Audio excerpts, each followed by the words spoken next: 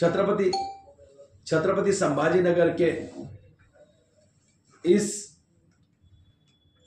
पवित्र रमजान के महीने में मेरे शहर के सभी मुस्लिम भाइयों ने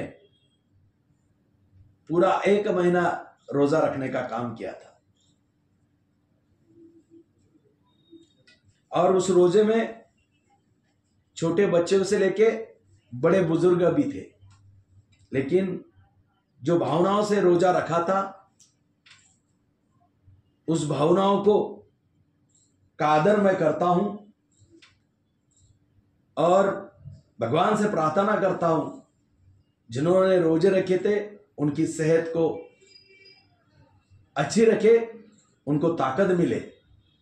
और जो पहले ईद का चांद दिख रहा है उस चांद की भी इन सभी को मैं शुभकामनाएं देता हूं और होने वाले दूसरे दिन ईद की सभी को शुभकामनाएं देता हूं और सभी मेरे भाइयों को यही प्रार्थना करता हूं इस रमजान महीने के इस पवित्र ईद के समय अल्लाह से प्रार्थना करते टाइम यही करो कि हमारा दोनों धर्म का भाईचारा बढ़ते रहे। जय हिंद। प्रत्यक्ष काय मागणी केलेली आहे भाजपाच्या व्यापारी आघाडीने? छत्रपती संभाजीनगर मध्ये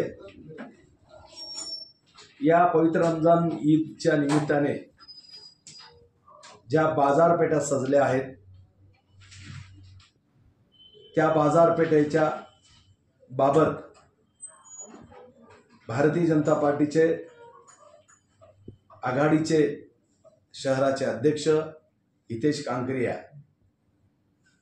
यांच्या माध्यमातून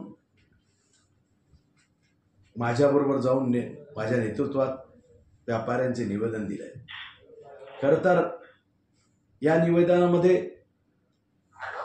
ज्या पद्धतीने प्रशासनाने काळजी घ्यायला पाहिजे होती ती काळजी त्या पद्धतीने घेतलेली दिसत नव्हती आणि फार कमी जागेत ही बाजारपेठ सजवली, ज्या जागेत लोकांना स्पेस नव्हता जाया यायला। तुम्ही रात्री बघा लोकांना स्पेस नाही आणि त्यामुळे अशा अपुऱ्या जागेमध्ये बाजारपेठला परवानगी देणे आणि व्यापारी महासंघाने सुद्धा याबाबत चर्चा न करणे हे फार चुकीचं वाटते।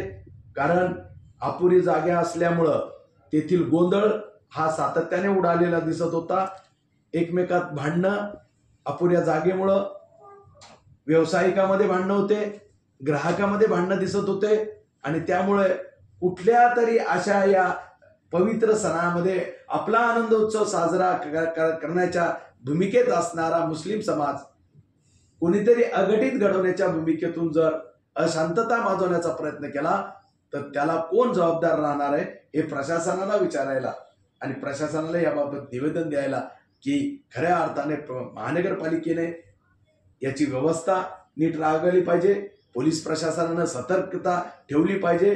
कारण काही नशा करून सुद्धा ग्राहकाच्या स्वरूपात येणारी गुंड मंडळी सुद्धा तिथं आढळली। काल तर रात्री एका पोलिसाला मारण्याचाही प्रकार झाला। कुठेतरी हॉक्याच्या स्टिक घेऊन तिथं दहशत निर्माण करण्याचा प्रयत्न चालला आणि या अपुऱ्या जागेत जर असं घडलं तर उद्या फायर ब्रिगेडची गाडी सुद्धा येऊ शकणार नाही, ॲम्ब्युलन्स सुद्धा येऊ शकणार नाही। राहणारा तिथला मूळचा स्थानिक रहिवासी सुद्धा या घटनेमुळे दहशतीत आहे आणि त्यामुळे आपल्याला हा सण साजरा करत असताना सगळ्यांना आनंद झाला पाहिजे, भाईचारा टिकला पाहिजे, शांतता या शहरात लागली पाहिजे।